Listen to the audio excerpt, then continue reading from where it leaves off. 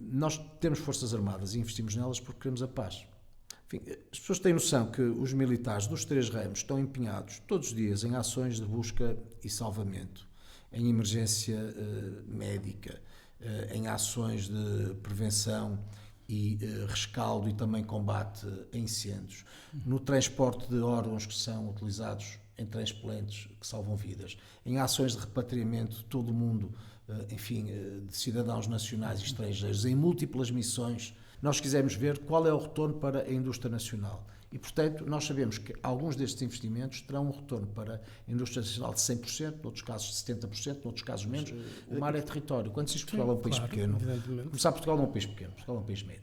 Claro. E o nosso mar faz de Portugal um grande país, um país muito maior do que outros países ditos grandes. Nisso os Estados Unidos da América também não têm que levar a mal. Se quando nos dizem façam pela vossa vida, nós fazendo pela nossa vida, temos então também a vontade de produzir mais e de comprar mais na Europa. Do ponto de vista conceptual, a defesa hoje é supranacional. O nosso aliado é a NATO. Certo. E o esforço é conjugado. E, portanto, a NATO é uma fórmula ganha, mais do que pelas capacidades de defesa, pela capacidade de dissuasão. Estamos a adaptar-nos a esta nova realidade? Nós não nos estamos a adaptar, Portugal está a liderar. Eu acho que houve um paradigma errado de externalização só a pensar no lucro, de parcelas inteiras de produção, que fizeram com que muitas vezes postos de trabalho nacionais e europeus fossem postos em risco quando não foram extintos.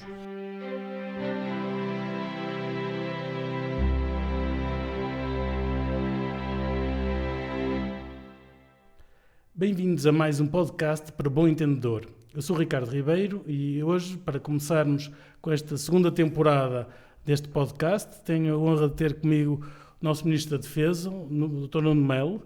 Muito bem-vindo, muito obrigado por ter vindo. Muito obrigado, Ricardo, pelo convite. Pelo amor de Deus. Eu gostava de começar por perguntar, não é, qual é o estado da defesa em Portugal?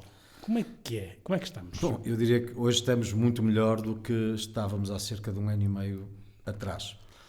Nós demos passos muito significativos neste tempo, desde a tomada de posse, depois das eleições legislativas que deram a vitória à Aliança Democrática, e para que se perceba o número de militares existentes nas fileiras nesse momento era de perto de 24 mil, digamos assim, grosso modo, quando aquilo que o poder político definiu como necessário para o cumprimento das missões dos três ramos das Forças Armadas ronda os 30 mil. E o primeiro problema que foi identificado pelas chefias militares e pelo próprio chefe de Estado-Maior-Geral das Forças Armadas tinha que ver com esta queda persistente, que já levava mais de 10 anos, pelo que nós percebemos que para se inverter esse ciclo tínhamos que resolver os problemas das pessoas. Podemos ter as Forças Armadas melhor equipadas se os militares não estiverem satisfeitos e se os jovens não virem nas Forças Armadas um sonho de vida que pode ser cumprido, não aderem e não ficam. E, portanto, nós começamos por aumentar salários, aumentar suplementos, atacar outros problemas que estavam igualmente identificados, por exemplo, relacionados com a educação, com a saúde. Educação, em concreto, o que é? Educação de quem? Dos filhos dos soldados? Vamos cá ver. As Forças Armadas são um paralelo da vida, digamos assim. Nas Forças Armadas há universidades. Certo. E há escolas. Tenho dois amigos em duas, em concreto. Temos escolas. Academia Naval e outro na Academia Militar. Exatamente. E temos os pupilos e o Colégio Militar, certo. Onde jovens, normalmente filhos de militares, mas não só, podem estudar e, portanto, são estabelecimentos de ensino que implicam neles se invista como se investe na dimensão civil. A mesma coisa se diga para, enfim, eu diria que saúde, habitação e ensino eram 3 aspectos nucleares em relação aos quais nós investimos muito. Tivemos em conta a condição militar. As pessoas, talvez muitas não tenham noção, mas a condição militar é um conceito que traduz os sacrifícios que os militares estão dispostos a fazer, se necessário for o sacrifício supremo da vida, por esta opção que é sua, numa carreira que os pode levar a lutar, mas que nós desejamos seja permanentemente em paz. E por isso nós quisemos dignificar as Forças Armadas, quisemos valorizar essa condição militar e, que lá está, também decidimos melhorar e modernizar bens, equipamentos e infraestruturas. Portanto, tivemos um conjunto de ações transversais que fizeram com que, com esta parte termino neste curto resumo, no final de 2024, pela primeira vez ao fim de 10 anos, conseguimos inverter esse ciclo de quebra, quer no recrutamento, quer na retenção. E registramos aumentos no Exército, na Marinha e na Força Aérea. Isso é verdadeiramente notável, que mostra que conseguimos uma relação de causa e efeito. Mas ainda estão longe dos 30 mil, que é o objetivo?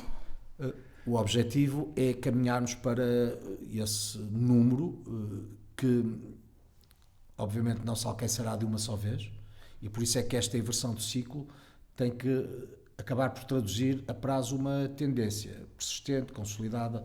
E aquilo que percebemos é que, apesar da conjuntura, que é difícil, é complicado, o mundo está em guerra. Pois. E, portanto, para um jovem pensar, quer ser militar, enfim, dar este passo nestas circunstâncias, conseguindo nós verificar a inversão de ciclo, eu acho que demonstra bem como realmente na defesa estamos a fazer aquilo que há muitos e muitos anos não era feito. Isso eu acho bastante interessante, mas a verdade, para mim, parece muito claro que nós estamos em guerra, mas é uma guerra muito diferente daquilo do que está a acontecer, por exemplo, neste momento na Ucrânia, quer dizer, mas nós imagino que teremos ciberataques e coisas desse estilo, podemos ter guerra híbrida, daquela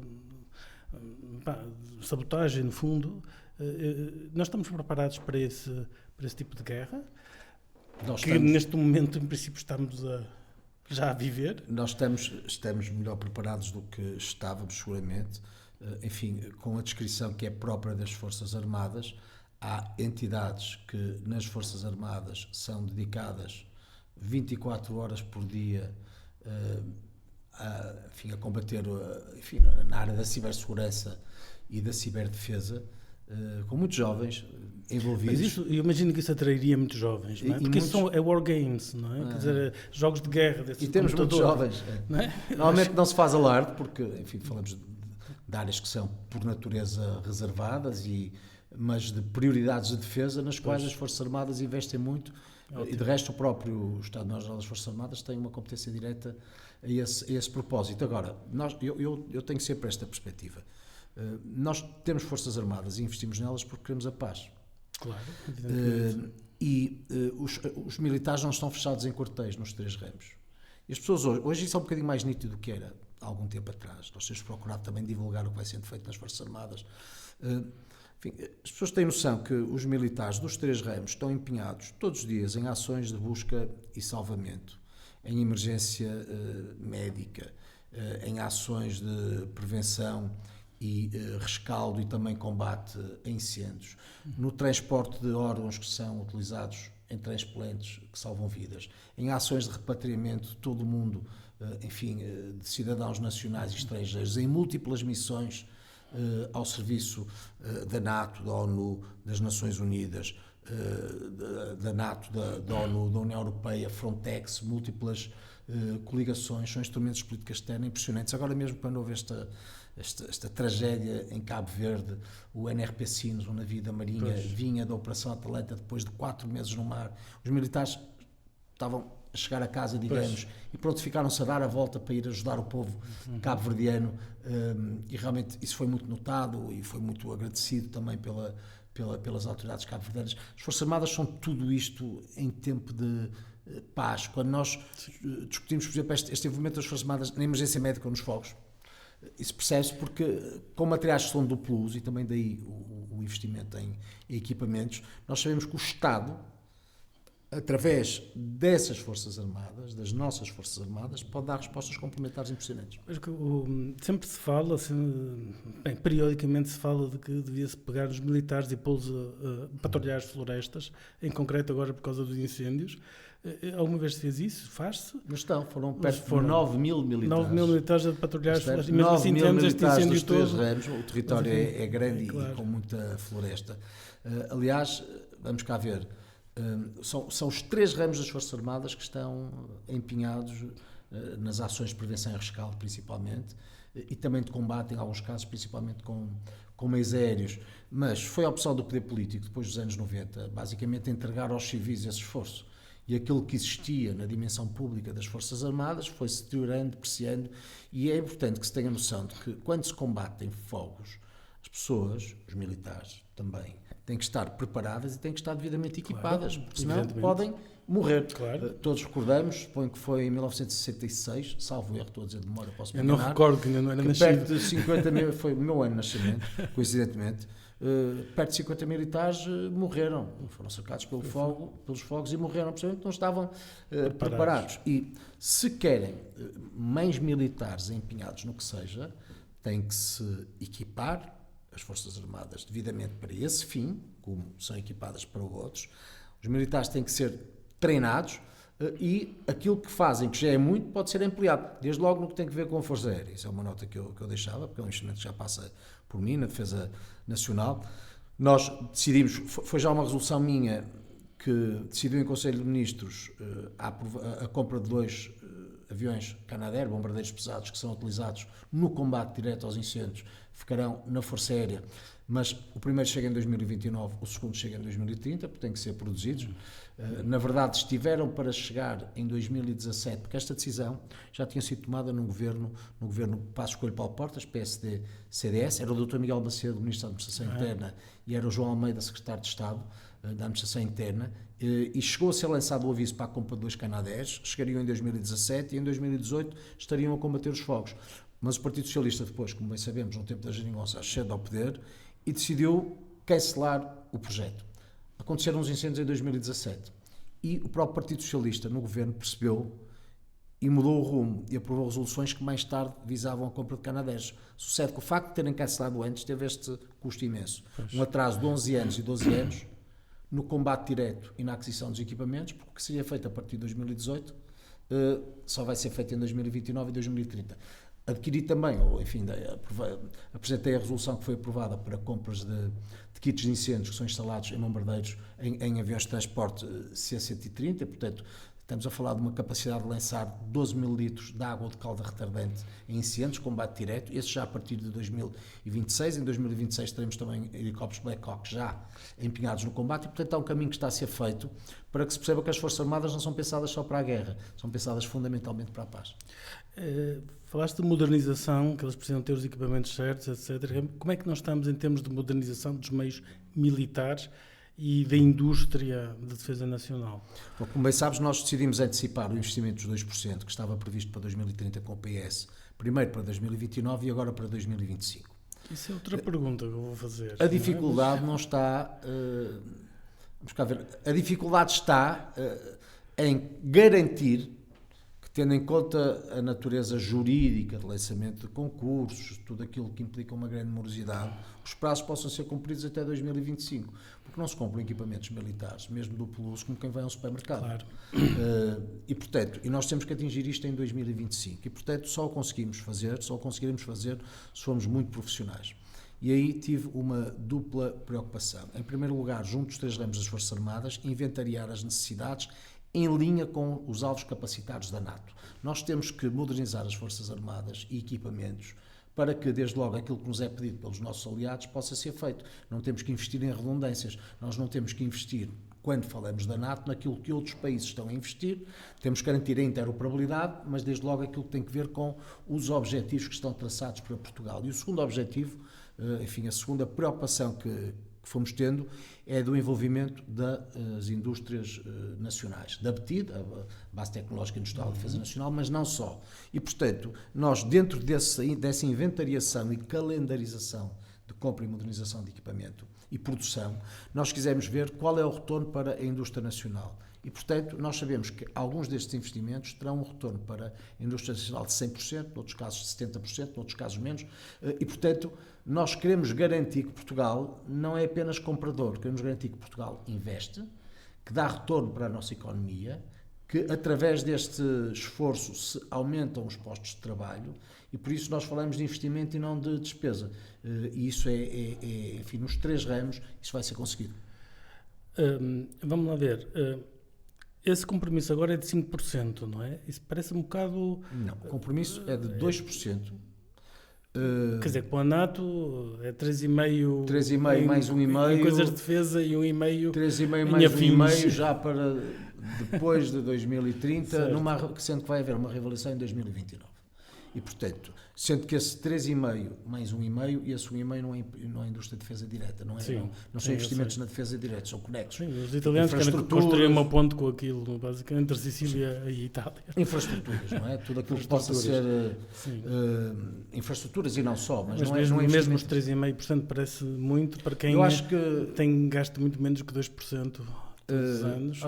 nós crescemos já muito, estamos próximos já dos 2%. De resto, nós em 2024 ultrapassamos a meta. E vai ser suficiente para uma modernização efetiva O que eu quero dizer face aos desafios que estão aí. O que eu quero dizer é 2% é um investimento grande. Sim. E é um esforço a que o Governo se comprometeu. Mas há uma reavaliação que vai ser feita em 2029. E nós, chegados a 2029, logo veremos se estamos em condições de aumentar esse esforço ou não. Até porque nós demos também outra garantia. Em nenhuma circunstância podemos em causa o Estado Social e em nenhuma circunstância podemos pôr em causa o bom desempenho da economia. E os investimentos na defesa medem-se em percentagem do PIB. E, portanto, se a economia não crescer, nós podemos até aumentar a percentagem, mas o valor real daquilo que é aplicado reduz. E, portanto, temos que ter a lucidez de perceber que tudo o que façamos tem que ser muito bem pensado, executado e com esse retorno. Se me perguntas, mas é suficiente? Bem, eu acho que não há nenhuma área setorial onde se diga que o investimento é suficiente. És professor universitário. Okay. Se perguntarem o que se investe Esse argumento é forte, mas não de qualquer das formas, enfim, a questão da defesa tornou-se de repente, aliás, por isso é que existem estes investimentos todos, não é? Uma coisa bastante premente, não é? Como estamos a falar um bocado, quer dizer, Portugal já está em guerra, de facto, não é? Portanto, os russos estão a fazer jamming dos GPS, não é? E desviaram agora parece, o avião da von der Leyen. São atos de facto de guerra, não é? Bom, é bom que se saiba que Portugal tem militares em zonas de fronteira e nós tivemos sempre militares em zonas de fronteira a leste com a Rússia do lado de lá, não é? E, portanto, militares altamente preparados, é verdade, mas no âmbito da NATO, sendo que em ações que são de dissuasão e que nós esperemos nunca sejam de defesa pura e dura, não é? Claro. Mas os nossos militares, se é certo que nós, quando falamos de investimentos, tendemos a falar do duplo uso, tendemos a falar dos equipamentos que são usados nas missões civis, de que há pouco falávamos. Claro. Facto é que os militares, se tiverem de combater, também têm de ter os melhores equipamentos que nos permitam sobreviver. Isso é possível no contexto da NATO. O que nos leva de volta à interoperabilidade e aos alvos capacitados. Neste contexto de guerra, com múltiplas frentes. E Portugal, de resto, é responsável pela fronteira atlântica, imensa, e estamos obrigados a ver como é que nós estrategicamente nós estamos numa posição fabulosa, não é? Sim. Fabulosa e de altíssima responsabilidade. Quando diz, mas gastar dinheiro em fragatas custou milhões. Sim, mas o mar é território. Quando se diz que Portugal é um país pequeno, começar Portugal não é um país pequeno, Portugal é um país médio. Sim, e sempre Europa, repudiei o conceito, porque o mar é território, cheio de recursos naturais. Sem dúvida. Portanto, e o nosso temos mar... que defender, proteger e guardar. Claro. E o nosso mar faz de Portugal um grande país. Um país muito maior do que outros países ditos grandes. Mas, para patrulharmos o nosso mar, para exercermos funções que são de soberania, para garantirmos que conseguimos a busca e salvamento sempre que necessário nesse conceito, para vigiarmos os cabos submarinos que depende da economia global, para termos em conta o trânsito de navios de países de destinos muito complicados. Para isso nós precisamos de uma marinha altamente capacitada, como precisamos do equivalente na Força Aérea e como precisamos do equivalente no Exército, porque nós temos também uma fronteira terrestre e as pessoas muitas vezes esquecem o Exército, mas o Exército, as pessoas vivem em terra e por isso este investimento tem que ser nos três ramos, mas tem que ser um investimento que nos garanta tudo isso e nos garanta a defesa se for preciso combater. E nós desejamos que nunca seja preciso combater, obviamente. Mas, enfim, já falamos de uma data de temas e cada um deles dá para muito, não é? Dá para muito. Mas vamos abordando de uma forma mais ou menos sistemática. Por exemplo, a questão da Força Aérea. Foi suspenso, penso eu, a compra dos F-35 aos americanos. Não sei se não vai foi suspenso decidir porque... ou não, como é que... Em que pé é que isso está? Vamos ao reequipamento na Força Aérea. Em primeiro lugar, nós estamos a adquirir KC-390, que é um avião de transporte a jato, foi pensado inicialmente para substituir o C-130. Portugal participou no projeto. Quando Portugal entrou no projeto não havia sequer KC-390. Uma grande parte desta aeronave é produzida em Portugal, depois vai para o Brasil para a Embraer, para ser, enfim, terminada lá a construção, mas por causa disso, a venda de cada Embraer rende ao Estado perto de 11 milhões de euros. Acresce tudo aquilo que gravita à volta do KCK em empresas da OGMA, micro, pequenas e médias empresas que estão envolvidas na produção. E isso é de logística, esse avião? É um avião de transporte que também logística. pode ser utilizado em múltiplas outras vertentes, por exemplo, inclusivamente no combate aos fogos, muito embora nós tivéssemos optado pelo C-130. Depois, o Super Tucano. O Super Tucano, houve um investimento de 200 milhões de euros já numa resolução comigo, a Ministra da Defesa, que foi aprovada no Conselho de Ministros.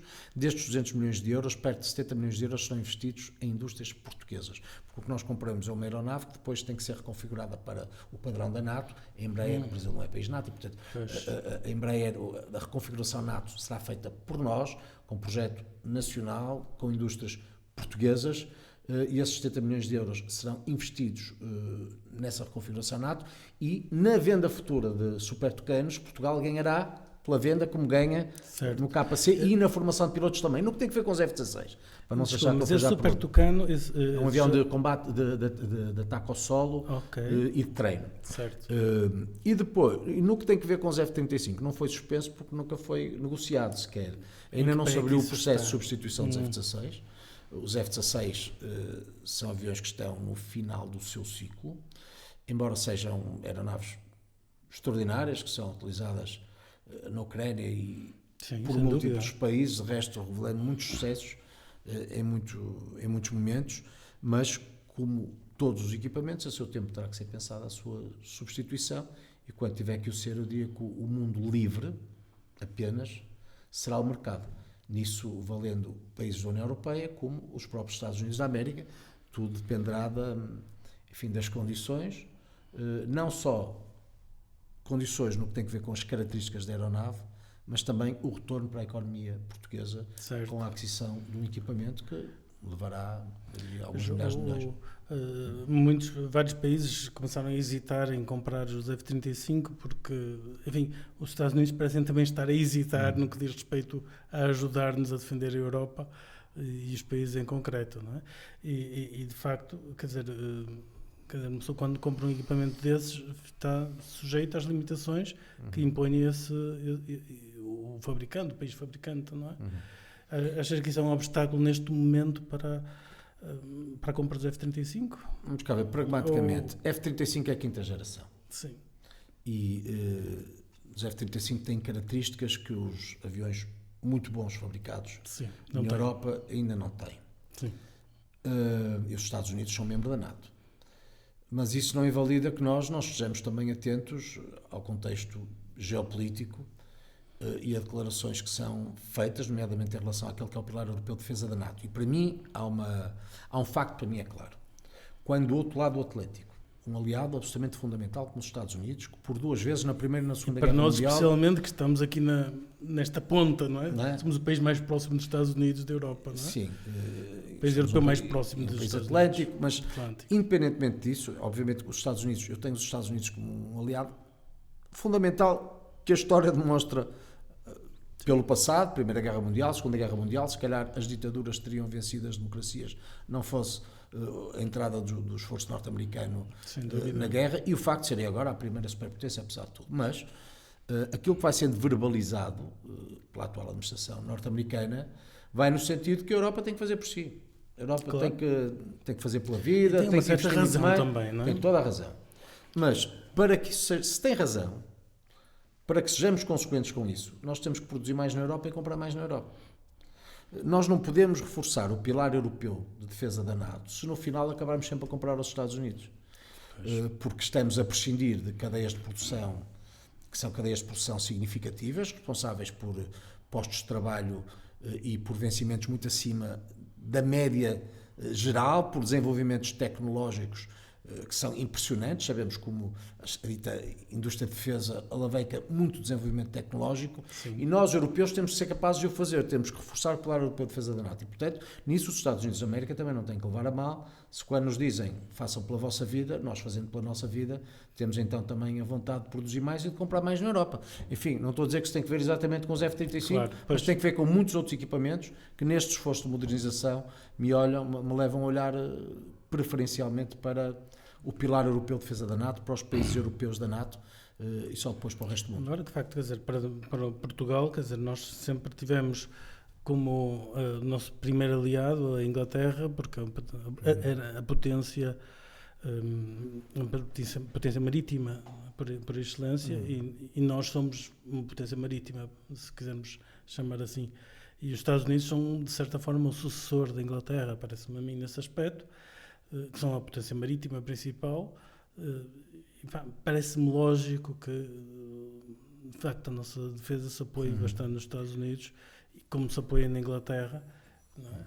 Quer dizer, eu costumo dizer que nós não podemos apoiar a nossa defesa na Espanha, não é? Porque das duas uma, ou são eles a atacar-nos, ou quem nos atacar já passou por cima deles. Portanto, não, digamos, não serão a melhor ajuda, não é? Eu diria que, vamos cá ver,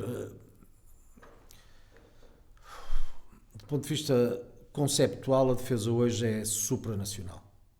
E por isso... Não basta um, não é? Não basta um. O nosso aliado é NATO. Certo. E o esforço é conjugado.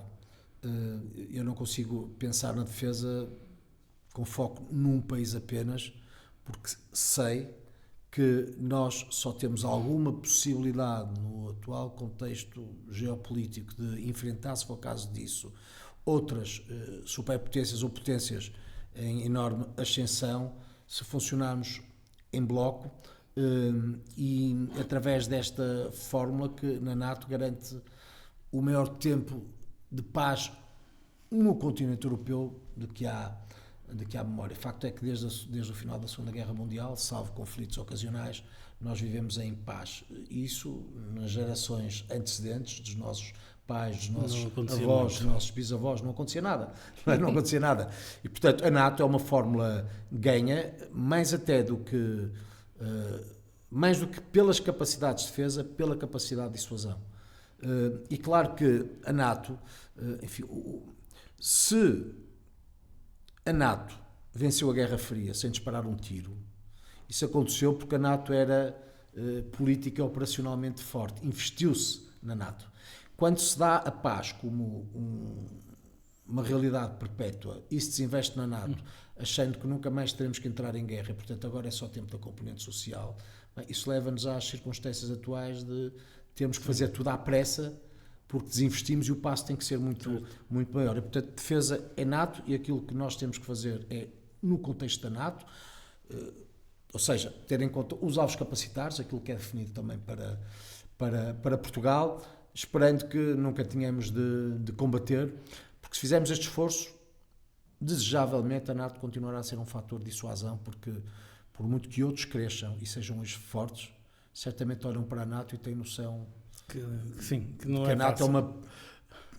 Não é uma potência porque são muitos países, mas do ponto de vista a mim geral é uma potência militar. Não é? Preocupa um pouco o facto de serem muitos torna mais difícil tomar decisões muitas vezes, não é? É verdade, embora... Como na União Europeia também, quer dizer, a Alemanha, as potências do eixo, enfim, na Segunda Guerra Mundial, as potências do eixo eram 3 e o mundo livre era feito de muitos mais. Sim. E apesar de tudo, enfim, o eixo foi derrotado e esse mosaico foi capaz de se coordenar, muito alavancado pelo esforço de guerra norte-americano e pela capacidade... Eu acho que, se isso é verdade, o mundo livre tem também vantagens sem dúvida, que outros não têm. A luta para preservar as nossas liberdades é um fermento poderosíssimo. Nesse aspecto temos a Ucrânia como um exemplo, não é? Impressionante. Que é impressionante, não é? Em muitos aspectos, enfim, mas já lá iremos, mas nessa guerra da Ucrânia, precisamente, uma das coisas que se nota é tanto a Ucrânia como a Rússia estão a alvejar infraestruturas críticas de energia, de comunicações, não é? Como é que nós estamos preparados para defender isso aqui em Portugal? As nossas infraestruturas com ataque? Bem, quer dizer, se calhar se tiver ataques é o mais provável que possam acontecer a curto prazo, não é? Não estou a ver muito... Eu acho que nós estamos a trabalhar conjugadamente para que isso não suceda, não é?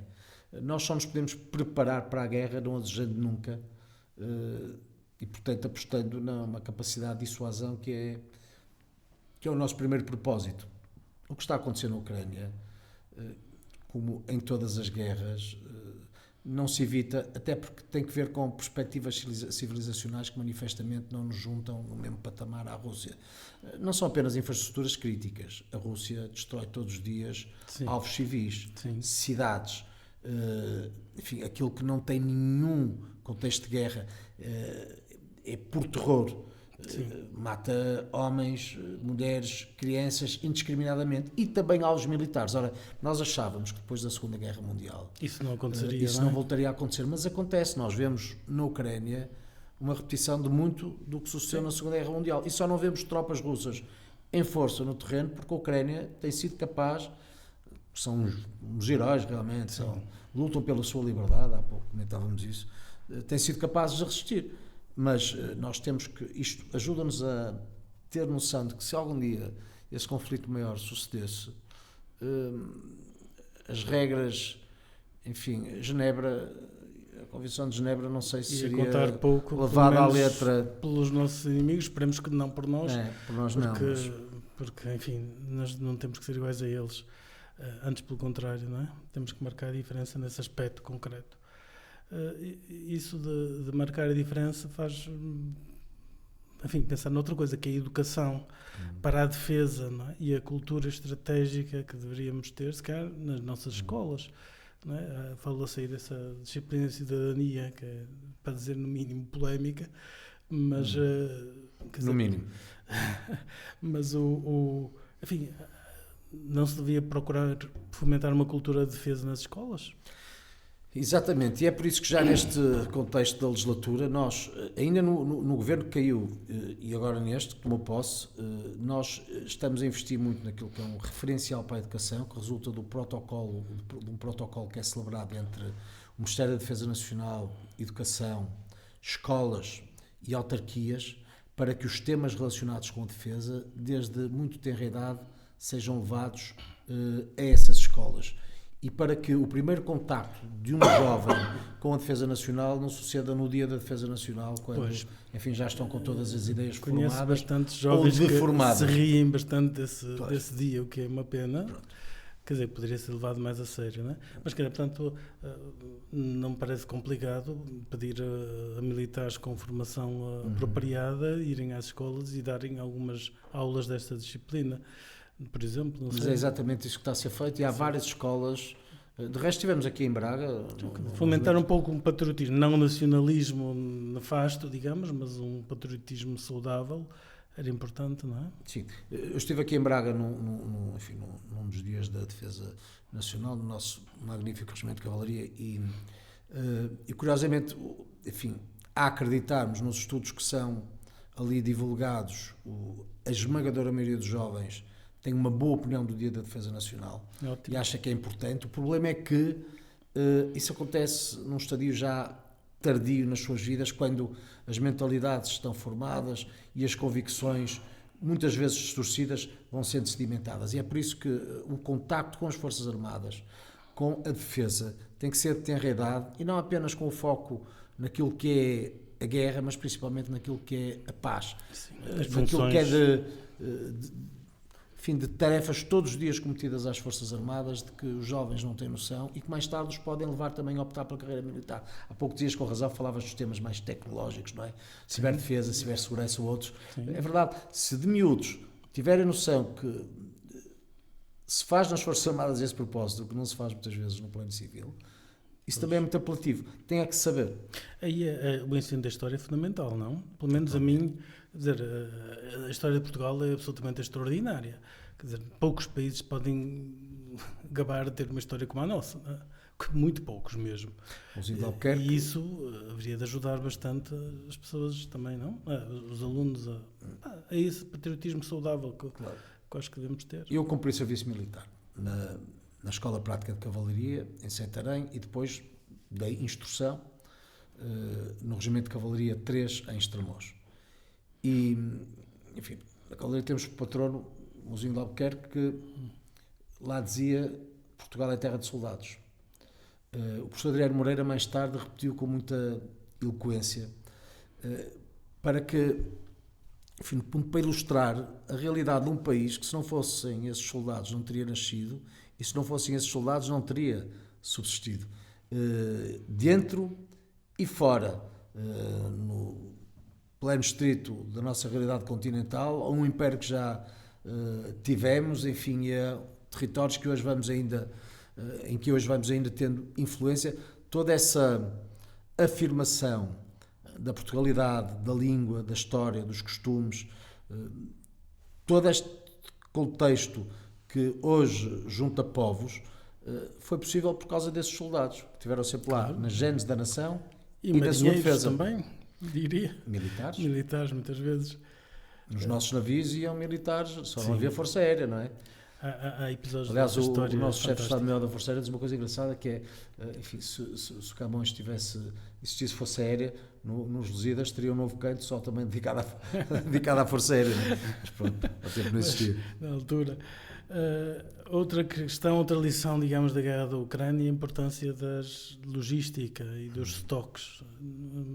Quer dizer, a Ucrânia está a pôr em xeque uma boa parte dos ataques russos, precisamente porque sistematicamente bombardeiam a logística deles e, portanto, não conseguem ter as armas, etc., suficientes para lançar ataques significativos. E, por outro lado, os estoques, porque, ao mesmo tempo, vê-se que as bombas, digamos, as munições esgotam-se com uma rapidez extraordinária. Isto é um problema que parece que até os próprios Estados Unidos já começam a sentir um pouco esta falta. Não é?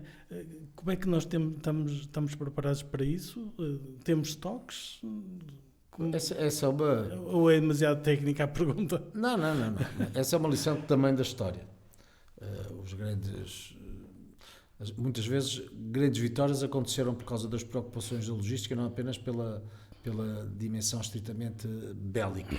Enfim, é sabido, nas invasões napoleónicas, na Península e em Portugal, tropas napoleónicas foram derrotadas precisamente por problemas de logística, porque... E seguramente na invasão da Rússia, não é? Rússia, Segunda Guerra Mundial, Primeira Guerra Mundial, enfim, a logística é hoje um dado adquirido em qualquer cenário de guerra. Aquilo que nós fazemos, afinal, Portugal tem reservas em diversas áreas, mas o que estamos a fazer é também consistentemente agora a investir para garantir substituição de equipamentos em número suficiente para, neste padrão que é nato, estarmos à altura daquilo que nos é pedido. Mas, enfim, quando se está em guerra, preocupações que se tenham, os estoques são sempre poucos, não é? Poucos e finitos, não é? E o que temos que fazer tem que ser feito, insisto, a pensar na paz e tendo em conta as nossas possibilidades, não é? Agora, nesta questão da logística, pois dá a ideia que os americanos têm uma logística fantástica e os europeus não têm quase nada, não é? Portanto, estão bastante limitados. Se quisessem fazer sem os americanos uma operação de grande dimensão, não tinham as capacidades logísticas para fazer isso. Não sei se é assim. Eu também, eu não sou um especialista, isso são coisas que olhe vou ouvindo, para países como o Reino Unido, a França, mesmo a Itália ou Espanha. Nós estamos a falar de países que são potências industriais e a reconversão da produção para uma determinada realidade, se for necessário, também se faz com alguma celeridade. O facto é que agora está-se a investir muitíssimo mais do que se investia antes em defesa e os resultados vão sendo consistentemente alcançados. A União Europeia, desde logo, não viveu uma economia de guerra. A Rússia tem uma economia de guerra. Claro. As realidades não são comparáveis. Nós não desejamos entrar em guerra. Estamos a preparar para, se um dia tivermos que enfrentar essa guerra, termos condições que há pouco tempo atrás não tínhamos. Mas em 2025 estamos já muito melhor do que estávamos em 2023. E o caminho vai sendo feito. Claro que desejável era que o conflito na Ucrânia terminasse, que a Rússia pudesse ser derrotada e que o mundo entrasse num paradigma de normalidade por mais outro ciclo. Décadas, não é? Mas nós não, infelizmente, os desejos não fazem a realidade e temos que ter o pragmatismo suficiente para se continuar este caminho, mas lá está, sem pôr em causa a economia, sem pôr em causa o Estado Social. Aquilo que são os grandes padrões de civilização da União Europeia não podem ser questionados apenas porque, de repente, há hoje uma realidade que se impõe que tem que ver com a guerra. Não podemos esquecer tudo o resto, não é? Os romanos costumavam dizer: civis pacem, para bellum. Sim. Se quiseres a paz, prepara a Prepara guerra. para a guerra. Prepara para a guerra. E é isso que suponho que temos que fazer. Agora, nós que estamos aqui assim neste canto da Europa, que faz a ponte com os Estados Unidos, não faria sentido termos um centro logístico militar, digamos, e que pudesse receber de retaguarda, digamos, não é? Que pudesse receber os reforços e o apoio dos Estados Unidos e depois distribuí-lo para onde fizesse falta, na Europa ou na África ou algo assim? Eu confesso que eu volto àquilo que há pouco, enfim, dizia, que tem que ver com o que eu acho é prioritário, que é o do reforço do Plano Europeu de Defesa da NATO. Mais do que aquilo que possa vir dos Estados Unidos, eu estou muito focado em garantir que a Europa e Portugal, desde logo, entra num esforço de produção que nos permita reforçar o Pilar Europeu de Defesa da NATO. É nisso que eu acredito. Os Estados Unidos, eu acredito que estão lá, se necessário for, e estão lá porque são membro liderante da NATO, independentemente de deslocarem o seu pêndulo estratégico para o Indo-Pacífico. Hoje a China é uma grande preocupação dos Estados Unidos da América. Quando dizem, Com razão, quando não é? dizem Também devia ser nossa, mas... Claro, mas quando dizem a Europa tem que fazer mais por si, é porque a preocupação neste momento dos Estados Unidos está no Indo-Pacífico. Pronto. E nós temos que fazer mais por nós realmente, independentemente do que possa vir dos Estados Unidos, e nomeadamente na sequência deste repto do Presidente Trump sobre aquilo que os Estados Unidos fornecerão para que os europeus possam comprar. Eu quero é garantir que os europeus também produzem para que possamos comprar na Europa. Porque de outra forma nunca estaremos a par, percebe? Ou seja, há um desfazamento entre a retórica e a praxis, não é? Porque depois temos na retórica temos que fazer mais por nós, mas depois no negócio os Estados Unidos vendem e nós compramos. E aí não alteramos paradigma, não pode ser. Claro.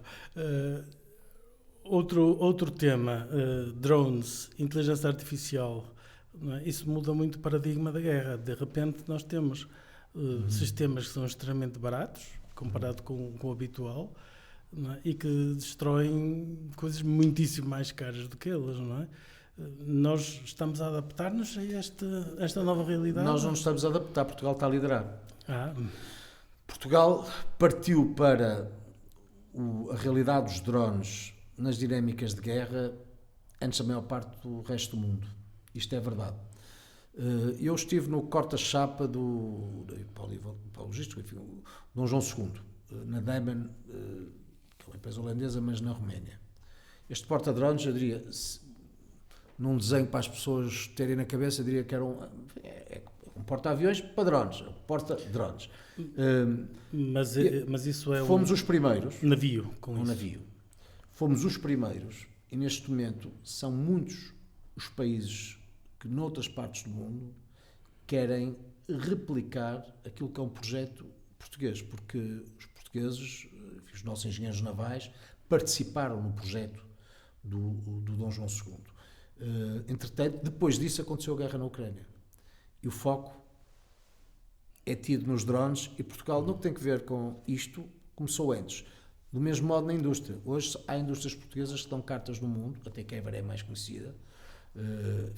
Nós investimos muitos milhões de euros numa iniciativa no Reino Unido para a compra de drones que, enfim, parte deles são utilizados na Ucrânia e os drones são produzidos em Portugal pela Takever. Há várias outras empresas, da Beyond Vision, há muitas outras que produzem drones ou componentes e desenvolvem drones, pelo que, enfim, nós nisso, devo dizer, realmente damos cartas e é um exemplo que pode ser feito a muitos outros níveis. Do mesmo modo, já agora, os 3 ramos das Forças Armadas investem em drones, do ponto de vista do desenvolvimento tecnológico.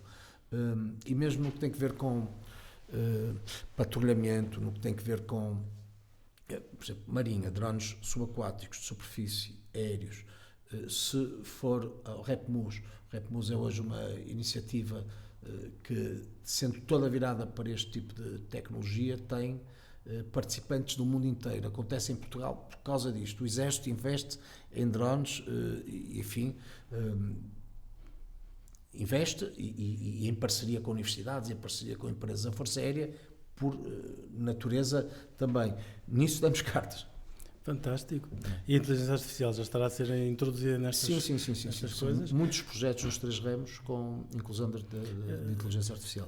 Voltando um pouquinho atrás, quando nós falamos destes 2, 3% de investimento, ou 5%, que for, isso está incluído projetos de investigação com as universidades, por exemplo, uma coisa que me diz mais ou menos respeito. Claro que sim. Não é? Quer dizer, é uma oportunidade para as universidades, é uma oportunidade para as universidades de se candidatarem a projetos. É uma oportunidade, digo até mais do que isso. É muito frequente naquilo que tem a ver com investimentos e, nomeadamente, com deslocações ao estrangeiro, levarmos representantes da indústria portuguesa, das micro, pequenas e médias empresas e também de algumas grandes empresas que nós queremos ajudar a promover no ciclo produtivo. Aconteceu recentemente em Itália, onde, perante gigantes da indústria como a Leonardo ou a Fincantieri, para falar do ar e do mar, vários empresários portugueses, alguns também da nossa região, tiveram a oportunidade de, perante as administrações dessas empresas e de outras italianas, dizerem o que fazem, para que elas próprias possam entrar nesses ciclos de produção. Bom, só que aquilo que eu defendo e aquilo que estamos agora a começar a fazer é que nestas deslocações vão também os representantes das principais universidades portuguesas que se dediquem à investigação, desenvolvimento, que tenham uma grande componente tecnológica, porque se, por exemplo, aqui a Universidade de Minho desenvolve produtos que depois são aproveitados pela nossa indústria, têxtil, vestuário, calçado, tantas outras, em parceria às vezes com outras entidades, como o CITEV, ou por si. Isso vale quando queremos investir nas indústrias de defesa, necessariamente para as indústrias de defesa, e por isso é um dos projetos que eu tenho neste momento a ser concretizado, é a certeza de uma delegação de diferentes universidades que, dependendo da tipologia da iniciativa que vamos ter noutros países ou cá, possam acompanhar a delegação e elas próprias mostrarem aquilo que está a ser feito, que é do melhor que se faz no mundo, não há dúvida nenhuma. Sim, quer dizer, acho que para as universidades essa é uma boa oportunidade, embora não é fácil escolher. Um dos pontos que, por acaso, me diria mais respeito nesse aspecto é sensores, de facto. Sensores é uma coisa mais da minha área, embora eu sou físico teórico, portanto faço os cálculos para aquilo, não produzo o dispositivo propriamente. Agora, mudando um pouquinho de tema, que pontos fracos é que têm as nossas Forças Armadas? Mas, eu sou totalmente parcial, nem sequer sou agnóstico. Sou totalmente parcial. Eu diria que as nossas Forças Armadas não têm pontos fracos, no sentido com que têm, fazem o melhor que conseguem. Mas eu acho que se tivesse que optar por um handicap, digamos assim, eu diria houve um desinvestimento de muitos e muitos anos que faz com que agora o esforço seja muito maior para chegarmos ao sítio onde temos de estar. Certo. Esse é o grande problema. Desinvestiu-se tanto que chegamos a um ponto em que, de facto, há equipamentos que estão obsoletos, a recuperação tem que ser muito rápida, esse investimento tem que ser muito acelerado. Mas nós estamos, neste momento, à altura desse desafio. Estamos a dar passos de gigante e eu acredito que no curto prazo, se formos capazes, do ponto de vista do lançamento dos concursos, dos planos de aquisições e do planeamento, de fazermos tudo aquilo que temos no cronograma, digamos assim, as coisas vão correr bem. Mas eu diria que esse é o maior handicap. Nós temos de ter uma grande... E depois, enfim, há outras áreas que me preocupam muito. não são muito tradicionais na defesa, mas já tem que ver com a minha circunstância. Eu acho que cada ministro, cada membro do governo transporta consigo as suas circunstâncias. Eu sou muito ligado às questões do património e da cultura. Eu acho que um povo que despreza o seu património seguramente não está à altura do seu legado, mais ainda numa nação tão antiga como Portugal. E nós sabemos que as Forças Armadas são legatárias de um património imenso, de fortes a mosteiros, a baterias de costa, a edifícios que são absolutamente únicos, e essa preocupação de recuperação desse património, que por seu lado deve ser colocado à disposição das pessoas, musealizado ou para visita, tem que acontecer. E por isso eu diria esse também um lado isso também pior. Implica muito investimento. Muito investimento, né? Mas e por isso é que eu quero podem apostar muito buscar no a turismo Secretaria de militar. Estado da Cultura. Não, lá está, eu acredito na rentabilização dentro das Forças Armadas. Como é que pode ser feita a rentabilização? Só não está muito à espera, quer dizer... Fazendo, é muito simples. É muito simples. Se tem na sua propriedade mosteiros, castelos, monumentos realmente muito impressionantes, tem duas opções. Tem, mas estão fechados e não rendem, geram despesa porque é preciso conservá-los, ou naquilo que não tenham uma dimensão operacional, naquilo que não tenham uma utilização direta pelos ramos, pode ser esse património colocado à disposição das pessoas através de um verdadeiro turismo militar que eu quero lançar para que a rentabilização aconteça dentro.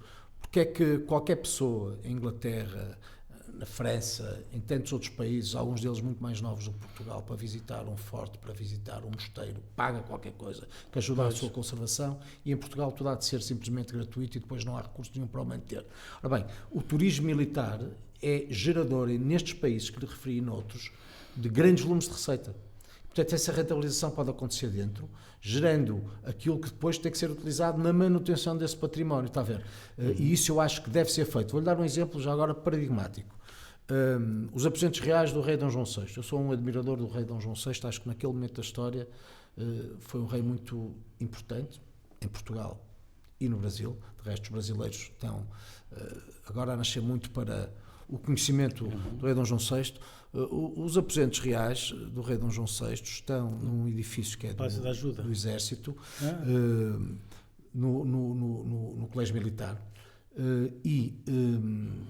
enfim, tem a Igreja da Bem-Posta, e contigo à Igreja da Bem-Posta tem os aposentos reais, que estavam fechados. Na verdade, no quarto onde morreu o rei Dom João VI estava uma cadeira de um guarda, porque a seu tempo a GNR teve também ali parte do seu aquartelamento. Está fechado. O que eu decidi fazer com as chefias, desde logo, e disso partilhando essa visão, porque logo acolheu o chefe de Estado-Maior do Exército, aquilo que nós fizemos foi, com recurso a PRR, recuperar os aposentos reais, recuperar a Igreja da Bem-Posta, que é um local absolutamente maravilhoso, que eu acho que Portugal inteiro devia conhecer, interiores e fachadas. Depois os aposentos reais vão ser musealizados e, obviamente, a igreja essa é visitável. Isto é um exemplo de que eu acho que deve ser reproduzido em muitos outros casos, porque não só mantém o património, mas principalmente garante que esse património, sendo depois visitável, gera receita que pode ser utilizada na sua preservação. E estás a considerar a possibilidade de passeios numa fragata ou num F-16 pagos por turistas? Não tanto. Há guerra que é da guerra e há cultura que é da cultura, não invalida. Enfim, por exemplo, o Crioula navio, estou também a tentar, juntamente com o Ministério do Ambiente, encontrar recursos para a recuperação do Crioula, que neste momento está em estaleiro, não navega. O Crioula, por tradição, é um navio que está colocado, sendo da Marinha, à disposição das pessoas, e desde logo dos mais novos, que têm ali o seu primeiro contacto com o mar, e até do ponto de vista enquanto escola, digamos assim, é um outro exemplo de um equipamento que sendo recuperado, fica também ao serviço das pessoas. Olha, ameaças relevantes para a defesa de Portugal. Eu acho que as ameaças são globais. E por isso eu diria que as ameaças que nós neste momento temos são ameaças ao mundo livre. Sim. E por isso o desafio é também de todo esse mundo livre, e daí é importante ser desta coordenação de esforços do Habitanato e dos nossos aliados para, se nos tivermos de defender, o fazermos conjuntamente. Eu acho que, do ponto de vista, digamos assim, do ponto de vista militar, do ponto de vista daquilo que são as nossas obrigações presentes, enfim, nós somos uma fronteira externa da União Europeia, não é? E somos uma fronteira importante desse mundo livre. E por isso nós temos também que ter a capacidade de, nessa nossa área que é de soberania, desempenharmos as nossas funções, investindo também nisso. Ameaças, uma ameaça que é permanente tem que ver, por exemplo, com os cabos submarinos. Os cabos submarinos atravessam o nosso mar, a economia global depende destes cabos submarinos, são uma ameaça. Mas a Marinha e a Força Aérea estão lá a patrulhar e sempre atentas ao fluxo, ao trânsito, para garantir que desejavelmente nada acontece, não é? Mas nada é definitivo e, portanto, ameaças existem.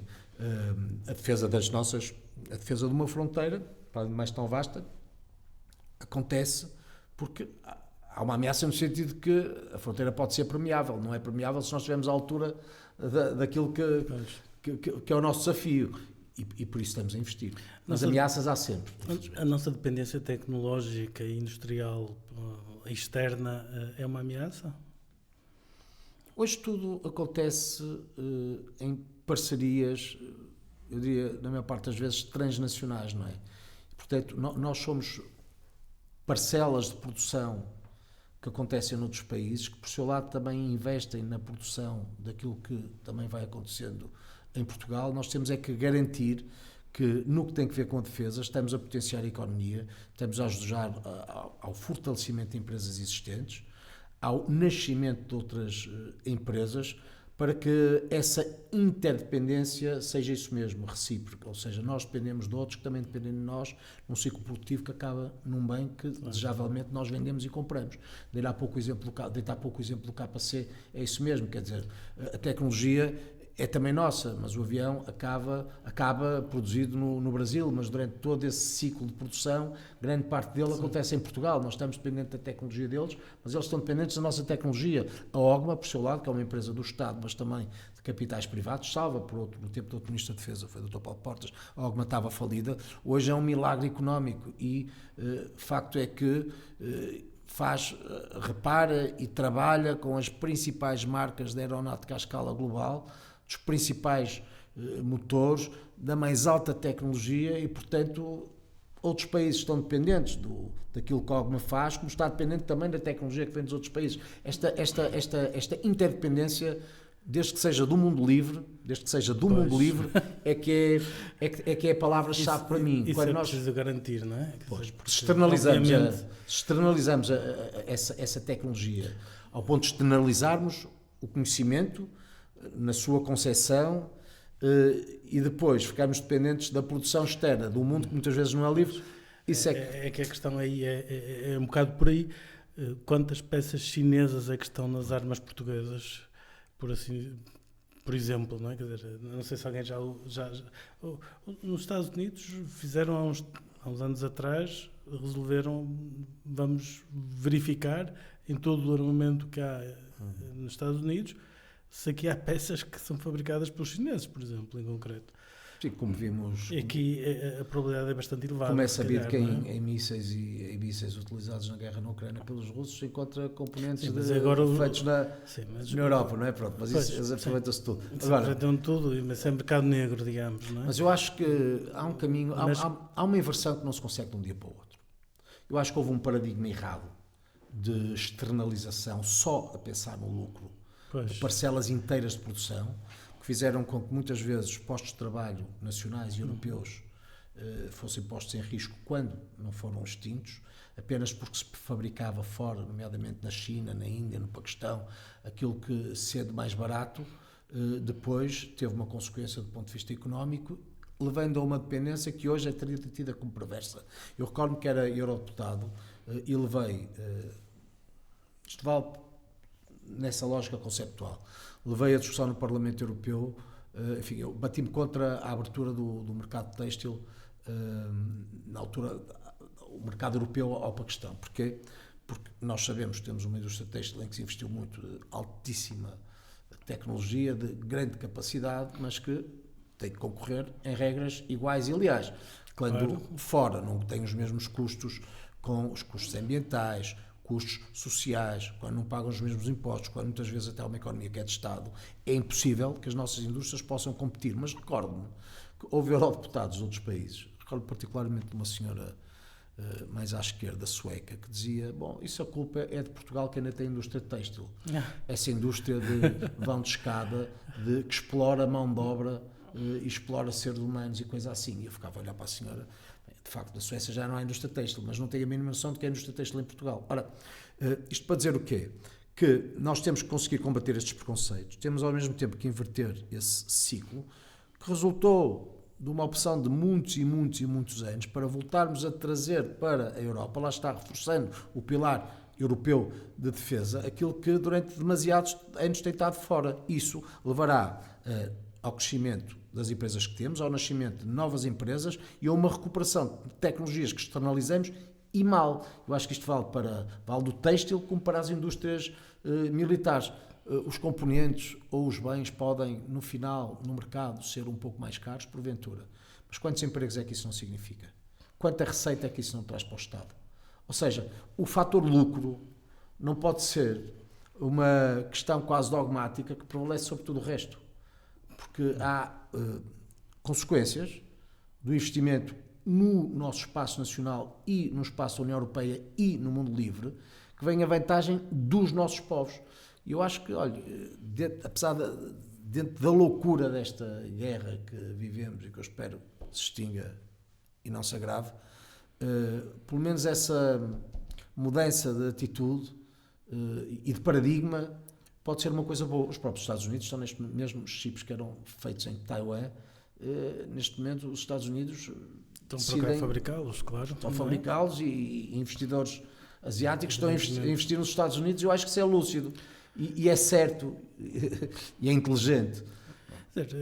Deve ser possível fabricar as coisas em Portugal, por exemplo, ou na Europa, de uma forma lucrativa, que não é? Portanto, claro que sim. Sem ter que recorrer a outras coisas. E de qualquer das formas, não podemos transformar a Europa num espaço de consumidores apenas, não é? Exatamente, por um lado, e por outro, quer dizer, concorrer com países que não dão as mesmas condições que nós, de facto, é claro. Um tiro no pé. Olha, Nuno, muito obrigado. Acho que vamos ficar por aqui, não é? Muito obrigado. Até à próxima, então. Muito obrigado. Gostei muito da conversa. Igualmente.